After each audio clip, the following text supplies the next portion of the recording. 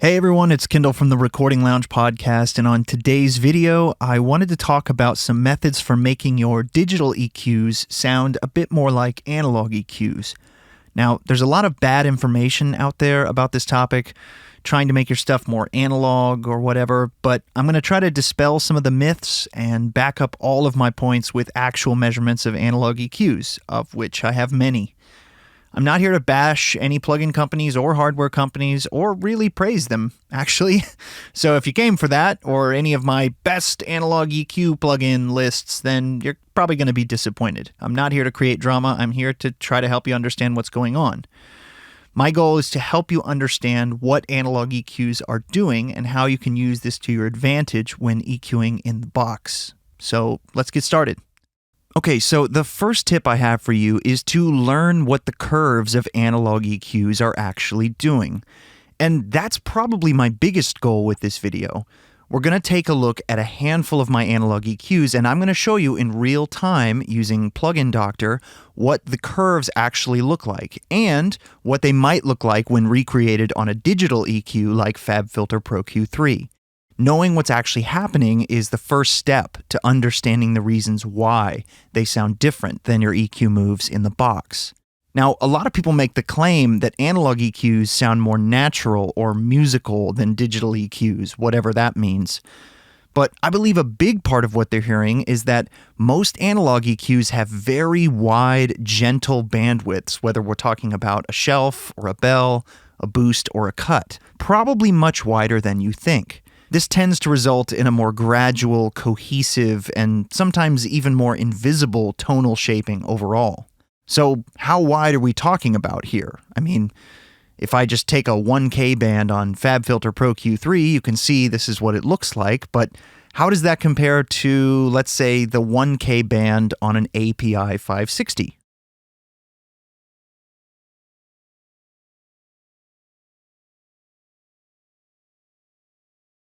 So you'll notice a couple of things here. First of all, the 1K band on an API 560 is much wider than that of the default FabFilter band. In fact, if I wanted to make this a little bit closer, I'd have to widen the Q to almost 0.38. And you can also notice that there's a little bit of a low bump down here around 20 hertz, and that's just sort of one of those weird things that happens with analog EQs. Sometimes they have a little bit of a low bump or a little bit of a high cut or a high bump just running through them. But for now, we're going to ignore that. I mean, let's say we're probably going to high pass stuff anyway, so we can just ignore that. But this might be surprising for you to see just how wide this is. Another interesting thing about the API 560 and a lot of the API EQs in general is that they have a proportional Q, meaning the more you boost or cut, the narrower it gets. So if I cut a whole lot on this API, you can see it gets a little bit narrow, but as I do less, it gets wider. So it narrows the more you do either way, plus or minus. Now, what about a Neve style EQ? So right now we're hooked into a BAE 1073D, and there's a couple interesting things to note about the Neve circuit. First things first, on almost any Neve from almost any era, as soon as you engage the EQ circuit, it has sort of a built-in curve to it. You'll see that on the Neves, there's a little bit of low cut and high cut going on, as well as just a little bit of a push in the high mids. That's one of the things that gives Neves an aggressive character. However, let's check out the high shelf, which on a Neve is traditionally fixed at 12K, sometimes 10K. Some of the modules have selectable high frequencies, but on a 1073, it's 12K. Well, again, you can see that it's incredibly wide, and because there's sort of a built-in low-pass filter situation going on, this is a lot harder to recreate. If we just added a bell, we could kind of get there, but that's not really what's going on. In fact, it is a high shelf, which is, again, incredibly wide, fairly sharp here, but then there's also a high cut going on with some sort of low-pass filter. Now, we also have this sort of undershoot that happens on a Neve. It's really common with a Neve. Try to adjust this and see how close I can match it. Now, the undershoot is not as drastic as you might think, but it is still there. Okay, maybe something like that. Again, this is incredibly wide, and we do have this little high cut going on. And this is labeled as 12K, but it starts all the way down at like 1K area and goes all the way up here. So kind of strange, right? What about a mid-band? If we pull out 700 hertz on a Neve, you can see just how incredibly wide these mid-bands are. To recreate this, we would need a Q somewhere around 0.5, maybe even a little bit wider. And again, it doesn't quite do the same thing that the Neve does on top. We would have to add a little bit of overshoot here, as well as a sort of low pass or high cut shelf thing going on to get a little bit closer. And even that is not quite exact. But regardless, the Q here is 0.48. That's really wide. When you cut mid-range on something, is this how wide you use on FabFilter? Or do you use something narrower? Something that maybe looks right? But again, how it looks doesn't really matter that much. It only really matters how it sounds. And the Neve EQ sounds great, but it is really wide. In fact, this is specifically why on some of the other models of Neves, they added a high Q switch, because the mid bands had a really wide Q. So you'll see a high Q switch on the 1084 or 1081 and so on. Now, what about an SSL style EQ? Now, these actually have a pretty fine range of adjustment compared to a lot of analog EQs, especially a lot of the classics like API or Neve or Pultec. Our high shelf looks a bit something like this, but even then you can see that it's very wide. And just like a lot of analog EQs, it's highly interactive. So if I were to recreate this in FabFilter, I would have to do something like this, maybe this, to get relatively similar results to the SSL high shelf. And even then, it's not quite there. Maybe something like that. So this is the SSL high shelf. Well, if we go to a mid-band instead, and we boost, say here, this is with the Q all the way narrow. And you can see that's actually quite narrow for an analog EQ compared to, some of the other things we've done today. The equivalent of that in FabFilter is somewhere around, maybe 3.3, which is very narrow in the analog domain. But if we change the Q of that band, this is our green band, all the way wide, you can see, again, not only does it affect our amount of EQ, right? We've lost a couple dB, but we also have a very wide Q now. This is much closer to the range of like 0.38, so very, very wide. So the SSL and perhaps maybe a GML or something like that are a bit of an exception in the audio world because they actually can go quite narrow. But when comparing to a lot of the classics, most of them are really wide. So what about a Pultec style EQ? Well, something that a lot of people don't realize is that a Pultec has a high bell and a low shelf. Okay, so the low band is a shelf and the high band is a bell. And the bandwidth only affects the high frequencies. So right now, I've got the bandwidth all the way wide. Okay, this means all the way to the right. And I'm boosting at about 8K. Now, another interesting thing you might note is that I'm only getting about 2.5 dB of boost here, and I'm at noon on a Pultec. The amount of boost is often affected by your bandwidth. So if I make this bandwidth all the way narrow, it doesn't necessarily get that much more narrow. It really just adds more. But it does narrow out just a little bit. So I hope the big takeaway you're getting so far is that one of the best ways to make your in-the-box EQs sound more analog is to use really wide curves. And sure, there are times where using a really narrow Q to pull out some harshness or resonance is awesome, but we have digital EQs for that. But in terms of tonal shaping, I would highly recommend experimenting with wide Qs, like the high bell on this Pultec has a Q of 0.6. But what about the low shelf? Okay, so let's add some on the low shelf. Now, something that trips up a lot of people about the Pultec is that the numbers are really low, right? 20 hertz, 30 hertz. Well, check out the 30 hertz low shelf. So that's boosting to about 10 o'clock on the 30 hertz low shelf. You can see that it goes all the way up to like 1K here. So to recreate this in FabFilter, this would look something like this, maybe? something in this territory. It's kind of hard to recreate exactly, but I mean, incredibly wide. This is a low shelf with a Q of about 0.47, right? So at what point do we look at this and say, oh yeah, 30 hertz shelf, right? But that's what it's labeled as on a Pultec. But in FabFilter, our corner here is 270. So that brings me to my next point is you can't really care about the numbers or the knobs. A lot of EQ points are approximate based on the calculated value given by the resistors, capacitors, inductors in the circuit.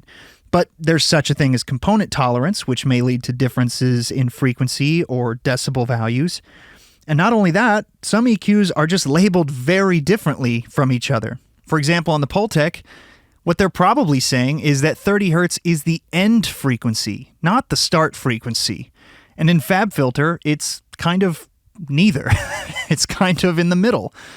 A similar thing goes for the Pultec numbers, right? On a Pultec, traditionally it's labeled from 0 to 10 on the boost, but you can see here that we're boosting 5 on the high band, but we're only getting about 2.5 dB of boost. Now, if we make the Q all the way narrow, then yeah, we are boosting about 5 dB. So the number really only applies when the bandwidth is all the way narrow. But if we go wide again, then you can see that it's only boosting about 2.5, maybe 2.7 dB. Another good example of not caring about the numbers is the exact frequency that an analog EQ claims to be boosting. In this instance, we are boosting 700 hertz on a Neve 1073, but you can see that our frequency here in FabFilter is 840. So, like I said before, component tolerance is a very real thing. There can be some weird differences depending on the module, depending on how tight their component tolerances were. So you can't just say, well, that's at 700 hertz, because maybe it's a little bit above or below. And that's one of the reasons why some people say you have to go through different Neve modules to find the ones that sound really good, because sometimes some of them don't sound very good. Another interesting thing on this topic is to not care what the knob looks like. Remember before we talked about a Pultec at noon with a wide bandwidth only boosts about 2.5 dB. Well, on this Neve, it looks like I'm just barely off center. On a Neve, the default position tends to be straight down, so 6 o'clock, right? So I'm only boosting this to about 7 o'clock, 8 o'clock, but I'm getting 5 dB of boost. So a couple hours on the knob, so to speak, might be a dB, or it might be 5 dB. So you can't just assume that every EQ has the same amount of gain range, because they don't. Let's look at another example. So right now we're looking at an Avitus E27, which is an awesome EQ, and it also has its default knob position at 6 o'clock, straight down, right? So if I try to match a similar amount to what you see on the Neve, where I'm now about 7, 8 o'clock, you can see that's now only about 2.5, 3 dB. So you cannot just go by what the knob looks like. It's also interesting to note that this is the 28K band on the Avitus, and you can see that the, quote, air band starts all the way down at 2K. And if we wanted to recreate this in FabFilter, it would look something maybe a bit more like this.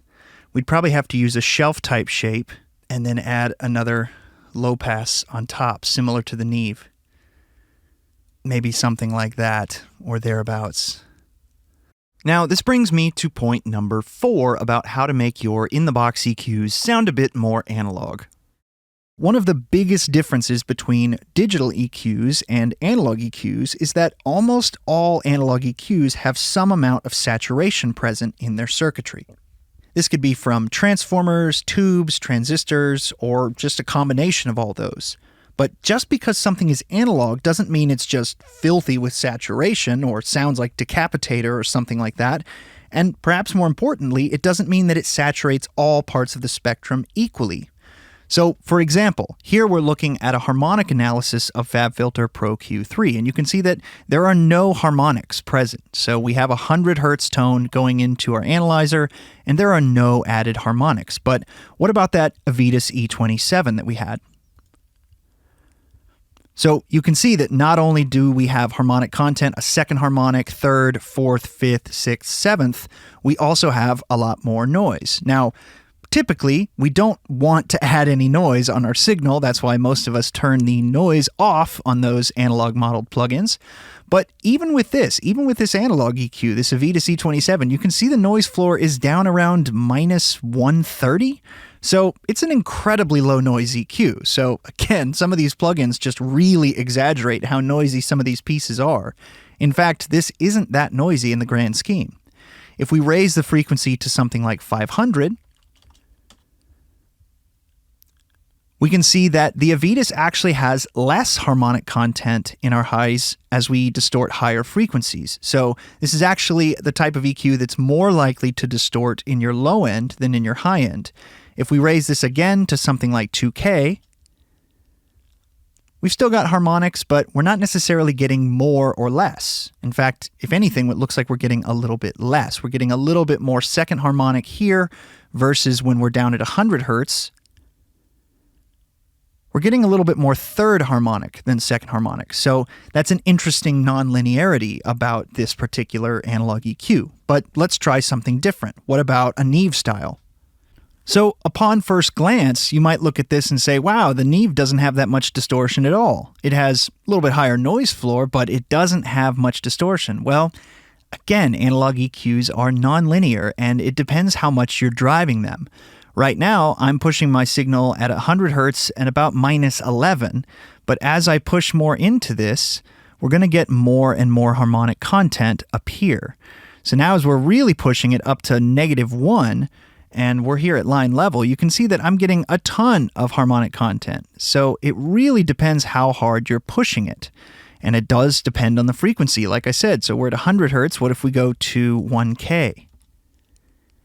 So now we've got a lot of high frequency content. And again, it depends on how hard we're pushing it. Not only that, but it depends on the tonal balance of what you're sending into it. So let's look at another example. What about an API 5500, which is basically just a stereo 550B? So with the EQ set to flat, you can see that we have a lot of third harmonic, a little bit of second. As you push it harder, you're going to get more and more harmonic content. But even with the API, it's just not that dirty of an EQ. It's actually quite low noise and quite low distortion. How about a Pultec style? So we're at 100 hertz through our Retro 2A3, and you can see there's a lot of harmonic content going on. And it's not just your typical second, third harmonic. We have a lot of these in-between harmonics, which may or may not be intermodulation distortion or something like that, but it's a very colored EQ. It's one of the reasons why people like Pultec so much, is that even though they're very gentle in terms of their curves, they have a lot of coloration. So when you hear people say things like, oh, just running through the Pultec sounds better, well, that might be true. When you push it really hard, you start getting a lot of intermodulation distortion and lower harmonics and subtones and some other weird artifacts that happen with tubes. If you've ever played a guitar amp with a bunch of distortion and you've done a double stop bend and you can hear these sort of low wolf tones or ghost tones happening underneath your notes. I mean, you're way up on the neck bending high notes. Where's all that weird low end coming from? Well, that is one side effect of tubes and intermodulation distortion, is actually getting subtones below the actual tone that you're working on. So it's just an interesting little thing that tends to happen with tube gear. So right now, you're looking at a BAE 73 EQL. This is their 500 series EQ, and you can see that it has quite a lot of harmonic content. Okay, I'm at -14 right now, and these are very, very colored EQs, much more than my actual BAE preamp has. So that's one of the reasons I love these EQs, is that even though they're Neve style, they're 500 series, and they tend to have quite a bit more distortion and saturation and harmonic content than even the full-size Neve modules or the rack units. So if you want to make your digital EQs sound a little bit more analog, you might need to put some sort of saturation before or after, or possibly even both, to mimic this sort of behavior. Some EQ plugins, like the Sli-Fi Axis EQ have saturation integrated right on them, which I think is super cool and really handy. And a lot of analog modeled EQs, like the UAD stuff and whatnot, has this saturation built in. For example, let's check out the Kit plugins BBN105, which is based on the Blackbird console, which is equipped with Neve 31105s, which are essentially the console version of a 1081. And you can see that when we're here at 100 Hertz, we're getting some harmonic content. Now, I don't have an actual 31105 to compare this to, but you can see that it's not just dead clean like the FabFilter is. Okay, so as we go up in frequency, you can see that we're getting more harmonic content. And yes, as we drive this, we get more and more harmonics. As we drive it a lot, we get a ton of harmonic content. Now, if we turn off our saturation, you can see that those harmonics go away. So you can use this as a clean EQ. But if you want that saturation, you can add it here. And yes, it is going to be slightly different for different frequencies, but maybe not quite as drastic as the hardware appears to be. Just an observation. So this brings me to my next point about how to make your digital EQs sound more analog, and that is to confine yourself to only a few bands. It's very easy on a modern digital EQ to get, tons of bands in there, and maybe you're boosting this little thing, and maybe you're cutting here, there's some harshness, and you're doing some wacky stuff here, and maybe you're boosting some air up here. And you can get in pretty wacky territory pretty quickly, even with just a few bands. But something like FabFilter or Waves Q10 or something like that will give you a lot of bands, 10, 20 bands to work with, and that can get you into trouble. Compare that to something like this BAE 73 EQL. If I'm wanting to EQ a snare or something like that, and I want to add a little bit of top end, maybe I want to add a little bit of crack at 2K or 3K or something like that. Maybe I want to add some low end at 60 or 110. Okay, let's put on the high pass filter. I mean, how crazy did that really get? It can't really get that crazy because everything is so interactive and so wide. There's really not a lot of ways to make it sound bad. And so confining yourself to just a few bands really helps you not get into trouble. And it makes it a lot less scary to EQ on the way in, as opposed to a plugin where you can do some serious damage to your sound. Now, you might be thinking to yourself, well, isn't it awesome that FabFilter can boost and cut wherever you need it? I mean, if your analog EQ doesn't have a frequency point, then how do you get around that? And that's a good question. And that's one of the reasons we have lots of different analog EQs. They have different frequency points, they have different distortion characters, they have different noise levels, they have different uses. But another thing that happens when you get into an analog EQ workflow is that you learn that you can get more than you think. You just have to be creative. For example, I don't have two mid-bands on this Neve EQ. So if I wanted to actually cut low mids and high mids, then instead I would need to boost lows. Let's go down here. And I would need to boost somewhere in the mids, maybe here. And then I would also need to boost some highs. So yes, I only have 3 bands, but by this graph, it looks like maybe I have 5, right? Because I'm boosting lows and mids and highs, but that effectively cuts my low mids and high mids.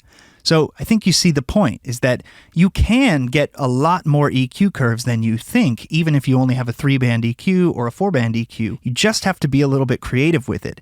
But most importantly, this type of creative thinking forces you to use your ears rather than look at a graph. So this brings me to my last tip on how to make in-the-box EQs sound more analog. When in doubt, if it helps your workflow, use analog modeled EQ plugins. Now, I know this one may seem obvious, but if you struggle to learn or remember this stuff, or you just don't want to mess with it, analog model EQs have gotten a lot better in the last 10 or 15 years, so they're a really easy way to accomplish all of these things. Now, not all of them are created equally. Some claim to sound and react like their analog counterparts, and they really do, but others don't at all. For example, the UAD 1081 has no harmonic distortion whatsoever. No matter where you set the gain, no matter how much you drive it, there is no harmonic content whatsoever, compared to an actual 1081, which has quite a bit, and the more you drive it, the more it gets. Now, the UAD Pultec has some coloration, but not nearly as much as my hardware Retro 2A3.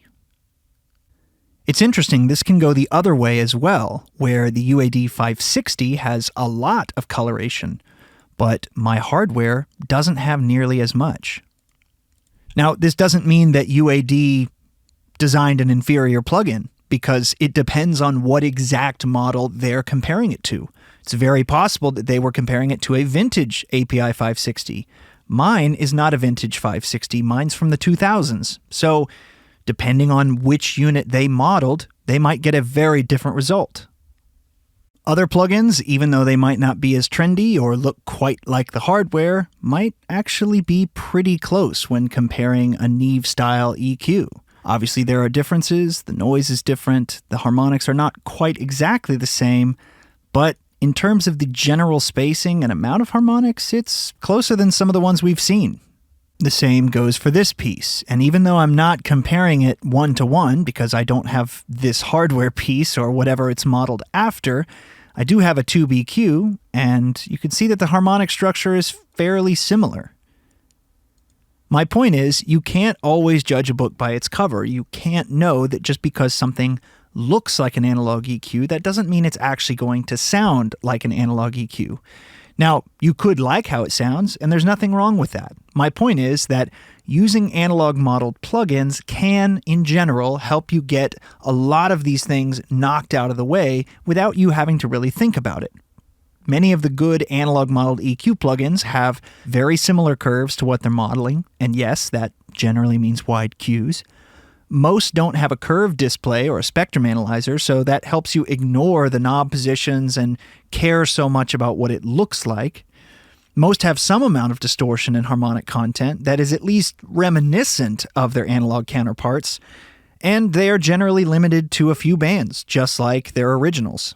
Also, another thing we didn't even have time to get into today is that a lot of analog modeled EQ plugins attempt to recreate the phase response of analog EQs, which can also have a drastic impact on the sound. At the end of the day, if using plugin XYZ gets you better results, helps your workflow, then use it, whether that's analog, digital, or digital modeling analog. I hope you enjoyed this video. For more, please like and subscribe. Make sure to check out our Patreon as well as the podcast, Recording Lounge Podcast, on your favorite podcast player app like Spotify, Apple Podcasts, or wherever you listen to podcasts. Also, make sure to join us on Discord. The link is down in the description.